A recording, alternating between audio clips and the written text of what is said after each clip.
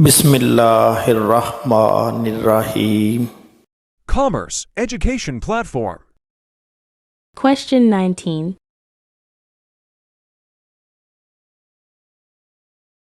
On 30th June 2015, the cash book of Mr. Zubair showed an overdraft balance of rupees 16,000. This balance did not agree with the balance as per the passbook. On comparing the two books, the following discrepancies were noted. Prepare a bank reconciliation statement with the help of revised cash book. सबसे पहले हम revised cash book देखते हैं। Practically इस चीज़ का कोई concept नहीं है। आप अपनी कैश बुक बनाते हैं, क्लोज कर देते हैं। अब अगर कोई गलती निकलती है या कोई चीज़ आउटस्टैंडिंग है तो आप क्या करते हैं, उसको रिकन्सिलेशन में शो करते हैं।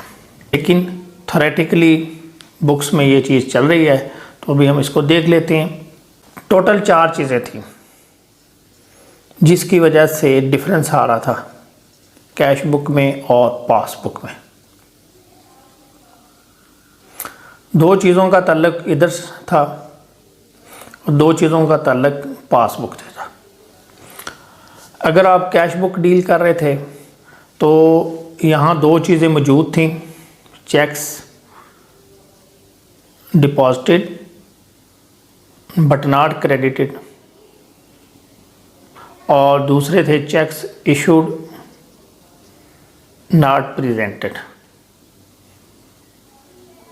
अगर आप कैश बुक बना रहे थे तो ये 2 चीज़ें इस बुक में आ रही थी, इधर नहीं आ रही थी।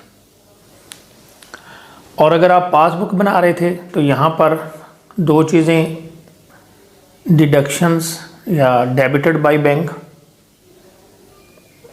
और एक थे क्रेडिटेड बाय बैंक। ये 2 चीज़ें इस बुक में आ रही थी लेकिन इधर नहीं आ रही थी, तो आपका डिफरेंस आ गया था। तो आप क्या करते थे कि ये 2 चीज़ें इधर रिवर्स कर देते थे और इधर की 2 चीज़ें इधर लिख देते थे। इस बुक में ये चीज़ें रिवर्स कर देते थे और ये 2 चीज़ें इस बुक में लिख लेते थे। अब जब आपने रिवाइज कैश बुक बनानी तो इसमें आपने वो काम करने हैं जो दूसरी पार्टी ने किए हों। अभी आप कैश बुक बना रहे हैं तो आपके पास ये बुक होगी। अब इस बुक में जो काम नहीं हुए वो करने हैं और वो ये काम होंगे, वो आपने इधर लिखनी है रिवाइज कैश बुक में। और दूसरा काम ये करना है कि अगर कोई गलती है आपकी बुक में, जब आपने कैश बुक बनाई, इसमें अगर किसी जगह कोई गलती हो गई, रॉन्गली डेबिटेड, रॉन्गली क्रेडिटेड या अंडर कास्टिंग है, ओवर कास्टिंग है, वो आपने ठीक करनी है। करेक्शन करनी, या आपकी रिवाइज कैश बुक कंप्लीट हो जाएगी। दोबारा रिपीट कर रहा हूँ कि जब आपने रिवाइज कैश बुक बनानी है तो जो बैलेंस आपको दिया हुआ है करेक्शन में वो उठाना है और उसमें वो काम ऐड या लेस कर देने हैं जो दूसरी पार्टी ने किए हों। और वो 2 काम ये हैं, debited by bank, credited by bank, 1 thing. और सेकंड, अगर कोई आपकी बुक में मिस्टेक है उसको दुरुस्त कर देना और नया बैलेंस निकल आएगा। इसके बाद आपने बैंक रिकन्सिलिएशन स्टेटमेंट बनानी है तो 2 चीज़ें बचेंगी, वो ये वाली, ये आपने उसमें लिख देनी। अभी हमने रिवाइज कैश बुक का फॉर्मेट बना लिया है। स्टार्ट करते हैं। Mister Zubair showed an overdraft balance of rupees 16,000। Overdraft balance है कैश बुक का, क्योंकि हमारे पास कैश बुक है तो ओवरड्रान इसका क्रेडिट बैलेंस होता है। तो आप इधर लिख दीजिए क्रेडिट साइड पे 16,000 बैलेंस। ये यहाँ से आपने स्टार्ट करना। अब आपको 2 चीज़ें बताई हैं। एक तो आपने जो बैंक के पास हो चुकी हैं उनको इधर करना है और अगर कोई गलती हुई तो वो ठीक करनी है। Cheques for rupees 4,000 paid into the bank for collection have not yet been collected. ये इधर एंट्री हो चुकी है, बैंक के पास नहीं हुई, तो क्या करेंगे, हम इसको रिवर्स करेंगे, लेकिन इधर नहीं करना, इसको हम रिकन्सिलेशन में करेंगे। छोड़ दें इसको, यानी आपने दो चीज़ें छोड़ देनी, एक अनकलेक्टेड चेक्स और एक अनप्रेजेंटेड चेक्स जब आप ये बुक बनाएंगे revise cash book. Cheque for rupees issued ये भी छोड़ दें। थर्ड पे आए, an amount of ₹600 for interest on overdraft was debited in the passbook but was intimated to mister Zubair on 2 July 2015। ये चीज़ बैंक में हो चुकी है। ये नीचे मैं आपको पासबुक बना के दिखा रहा हूँ। पासबुक में ये चीज़ क्या हुई, डेबिटेड 600 से। अब उधर ये डेबिट हो चुकी है, तो अब ये कैश बुक हम बना रहे हैं तो हमें ये इधर क्रेडिट साइड पे लिखनी पड़ेगी, क्योंकि ये काम ठीक है बैंक ने डेबिट किया है तो हमें ये क्रेडिट करना पड़ेगा। तो इधर डेबिट इधर क्रेडिट, इधर लिख लीजिए क्रेडिट साइड पे 600 interest on overdraft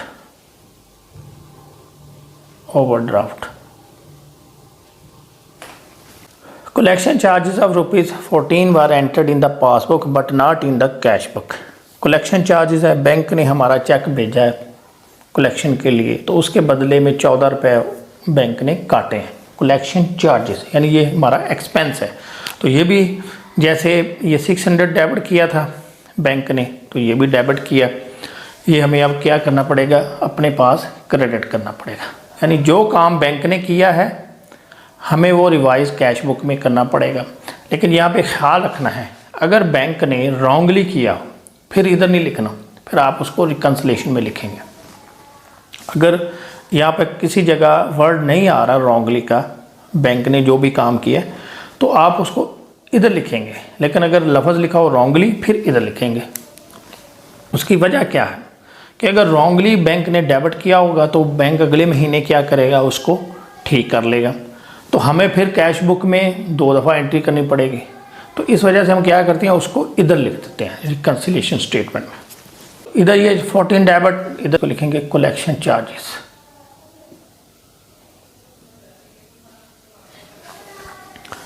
Mr. Zubair paid into his bank account in cash an amount of ₹2000 but it was wrongly credited to Mr. Yusuf's account by bank। Mister Zubair ने क्या किया, अपने bank account में पैसे जमा कराए, उसने इधर ही एंट्री पास कर ली, लेकिन बैंक ने क्या किया, उसके अकाउंट को क्रेडिट नहीं दिया, किसी और के अकाउंट को क्रेडिट दे दिया। तो हमें इससे कोई फ़र्क नहीं पड़ता, हमने देखना है मिस्टर ज़ुबैर को। अगर इसके अकाउंट में कोई चीज़ क्रेडिट हुई है तो ठीक है, वरना अनक्रेडिटेड। तो ये चीज़ भी सेम है जो कि चेक डिपॉजिट की होती है, इसको भी हम इधर लिखेंगे बैंक रिकन्सिलेशन में। On 30th June 2015, the bank received interest of ₹1500 from a company on Mr. Zubair's deposits with that company but not recorded in cash book। Bank ने 1500 रुपये रिसीव किए हैं एक कंपनी से जहाँ मिस्टर ज़ुबैर ने कुछ डिपॉजिट्स की हुए हैं, कोई इन्वेस्टमेंट की है उस कंपनी में, उसके ऊपर इंटरेस्ट मिला है। बैंक ने क्या किया, क्रेडिट कर दिया उसके अकाउंट को 1500 से। अब ये भी काम बैंक के पास हो चुका है, इधर नहीं हुआ, और ये भी करेक्ट है, यानी रॉन्गली नहीं लिखा, तो इधर क्रेडिट, इधर हम इसको डेबिट कर देंगे 1500। इधर लिखेंगे interest on deposit.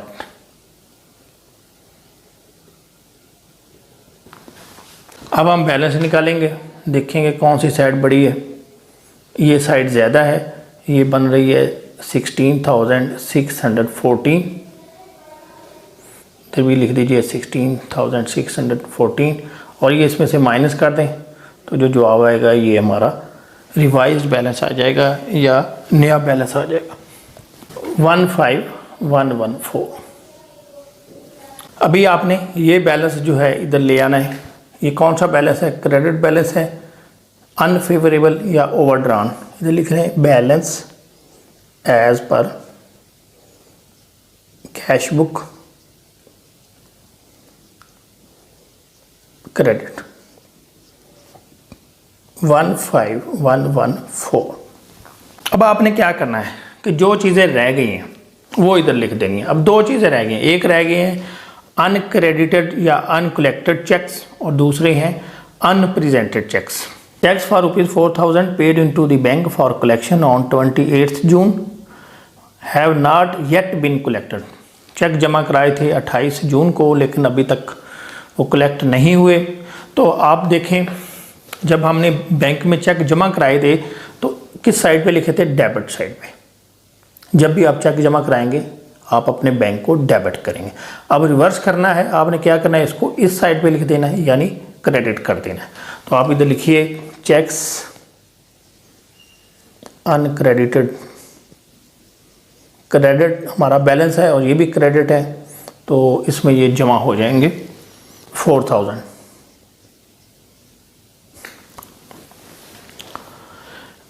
Second, cheques for ₹3,000 issued on 26 June 2015 have not yet been presented for payment. ये चेक जब हमने इशू किए थे इधर लिखे थे क्रेडिट साइड पे, बैंक को क्रेडिट किया था। अब इसको रिवर्स कर दें, इधर लिख दें डेबिट साइड पे, तो ये क्या हो जाएंगे? इसमें से हमारा बैलेंस चल रहा है क्रेडिट और ये चीज़ क्या हो रही है? ये डेबिट हो रही है। इसको माइनस कर देंगे, इधर लिखेंगे लेस अनप्रेजेंटेड चेक्स।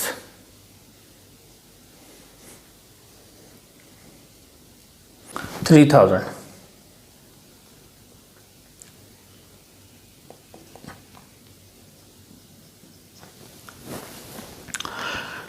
और एक लास्ट में एंट्री है, mister Zubair paid into his bank account in cash and amount of ₹2,000।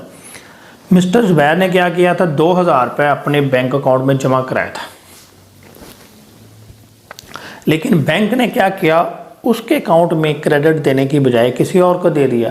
तो अब ये चीज़ क्या है? इधर लिखी जा चुकी है डेबिट साइड पे।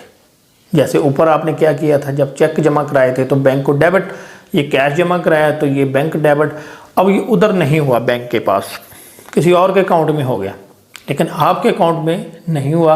अब आप इसको भी रिवर्स करेंगे तो डेबिट की बजाय इसको भी क्या करेंगे? क्रेडिट साइड पे लिखेंगे। तो हमारा बैलेंस है जो ये क्रेडिट चल रहा है, तो ये चीज़ इसमें क्या हो जाएगी? ये भी जब हम इधर लिखेंगे क्रेडिट साइड पे, ये भी क्रेडिट, तो ये इसमें प्लस हो जाएगी। Cash deposited but wrongly credited to Yusuf account।